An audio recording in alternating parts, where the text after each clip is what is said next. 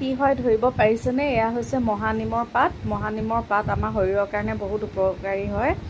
তো মই আজি ভাবিছোঁ এয়া মই মহানিমেদি এটা ৰেচিপি বনাওঁ। যিসকলে তিতা খাই ভাল পায় তেওঁলোকে এবাৰ বনাই খাই চাব, বৰ ভাল লাগে তেনেকৈ বনাই খাই। এইখিনি মই অলপ শুকুৱাই থৈছোঁ ধুই মেলি, তাৰপিছত আকৌ ধুই ল'লোঁ। ধুই পিনে এতিয়া এইখিনি অকণমান তেল দি পিনে এইখিনি ভাজি লৈছিলোঁ। আৰু এইফালে মই আলু বইল কৰি এইখিনি অলপ মেছ কৰি ল'লোঁ। তাৰপিছতে ইয়াতে পিঁয়াজখিনি অকণমান ভাজি দিছোঁ আলু পিটিকাখিনিত, আৰু এইফালে জলকীয়া এটা ভাজি দিছিলোঁ। তাৰপিছতে এয়া ধুনীয়াকৈ এইখিনি মেছ কৰি ল'লোঁ।